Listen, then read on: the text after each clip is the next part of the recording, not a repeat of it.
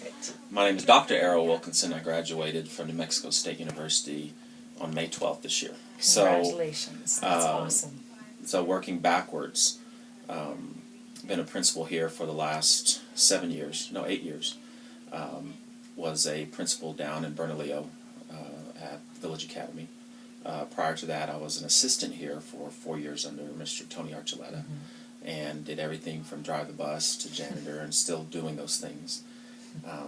Before that, worked in the health department for 3 years, and then as an administrator in a tribal college at the Southwest Indian Polytechnic Institute for 3 years. Before that, was a special education teacher in the autistic unit at Burgess High School in El Paso. Prior to that, was a teacher's aide with a kid with MS and a kid that was had cancer at Burgess High School. Worked in the Fort Berthold Reservation with traumatic brain injury and also fetal alcohol syndrome kids. And I was a teacher's aide at the time and kind of got thrown into that position because there's no teachers. And then before that, played in the New York Yankee organization. So kind of started at the very bottom of education as far as teacher aide. Worked as a janitor part-time for money, extra money. But all those outliers enabled me to be able to look at education completely, because especially as an employee, the janitor and teacher aide all the way to the teacher, assistant principal, whatever, can't tell me what they can and can't do because I've done those jobs. So my career has always been in education, even though I told my father I'll never go into be an educator because he was a principal and teacher also. So and what brought us here was working in the health department. Worked out here for 3 years, left here, but always drawn back to the area. So that's what brought me back to all this, all the portables. So, but the community has been great. We're able to serve Jemez community, Zia community, tribal communities. We have kids from Canyon, San Luis, which is up the road, Bernalillo, the Kiowa tribal community, which is over the mountain. Kids come from around the mountain and come here. And we also have kids from Michigan. The parents work here, that they've chosen to put their kids here at the charter. And, all the success of our charter goes back to their level of reading. And I think with the Reading Plus program, we're able to collect long-term data because we started this program longer than 4 years. Six years. 6 years ago. So we were able to have long-term data compared to other schools, which they don't, to show how far a kid has come. And for us being so small, we're able to look at that reading data and show where they came from and where they end up, and also the options that have been made available from their accomplishments on Reading Plus. You take a kid that came to us at a 3rd grade reading level and is able to now, they finished the program and has been offered a scholarship at Minnesota Morris. So this is a kid that came to us at a reading level that they've always been able to accomplish, but the program really structures the reading for them. And there's so many components in Reading Plus that Mr. Minthorn and Ms. Garcia, Ms. Olson, and teachers that were here before were able to build upon and really use that not as a supplement, but not really a supplement, because we have that class every single day. They have to read every day to be able to help with the English, with science, because if their reading levels are up, then they can handle the other classes. And that right there shows on our overall school grade.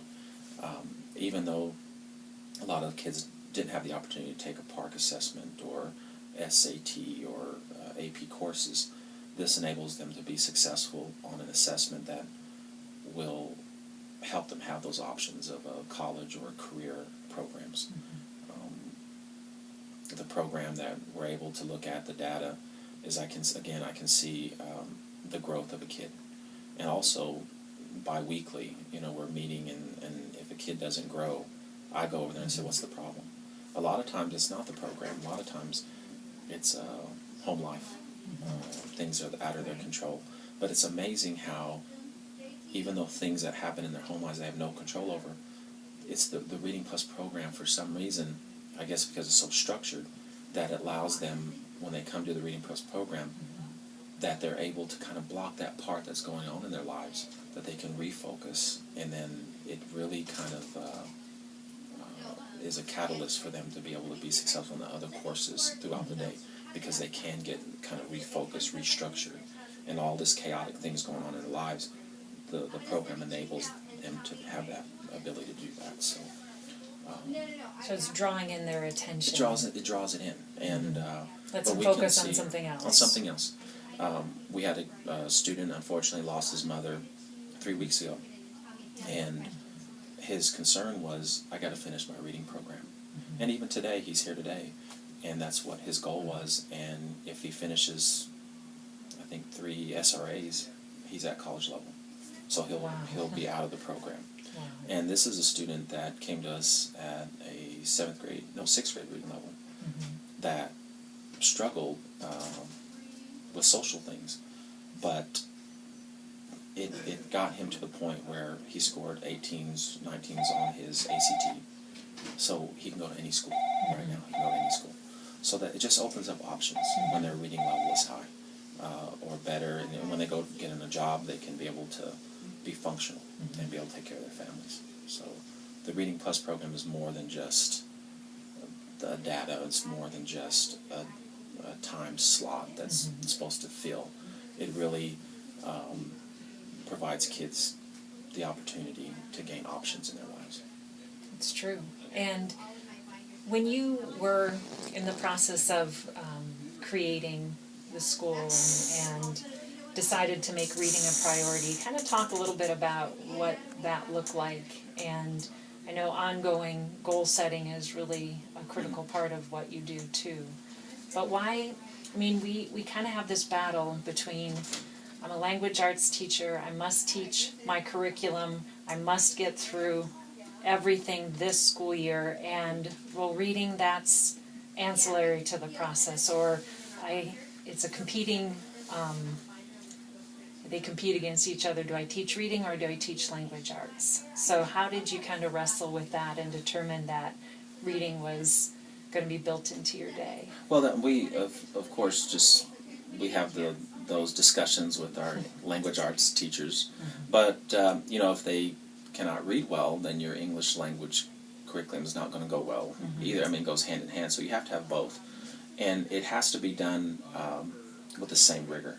It has to be done with the same expectation and the same goals. This is your goal, and if a child is able to read close to grade level, improve in their reading, then your language arts curriculum is going to be successful. You're going to be as successful as a teacher because the student's a better reader. They can understand what you're trying to teach. They can understand the process of sentence structure and things that you're trying to hit as a language arts teacher. But also, it's not a competing or this is going to take the place of an English class. It's a supplement, but also it's a required supplement. It's something that goes hand in hand, and kids are able to do both. And your expectation has to be that, and a high expectation for language arts and your reading, because even on your tests, as far as your national tests and ACT, SAT, the state mandated test here, it's all based on reading and language arts, so it goes hand in hand. So it's very important for teachers to understand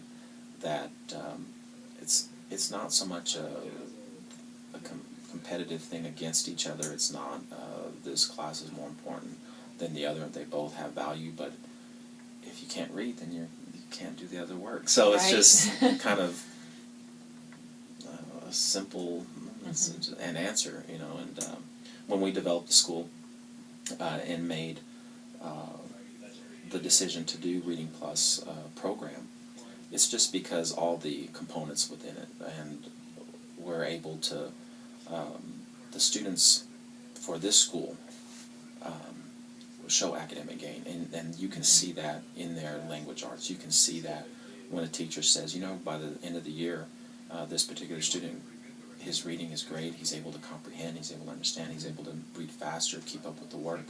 So it's not just based on the English class, it's based on the Reading Plus class, the science class, it's all tied together. Right. You're all in it together. So, and I understand that the language arts is the one that everyone looks at as far as school grades and and they base everything on. But if you don't have these additional classes, you're not going to be successful either. So, Right. Especially when it comes to the ACT, Yes. which is really looking at your competency in certain subject areas. Yeah. And that right there just opens the door for a kid if they can get over that little mark. And, and we all know that ACT or SAT doesn't determine if you're going to be successful or not, but it does give you more options. And that's what we just want to be able to give these students as an option, that they have options for themselves and no one's making or determining the option for them.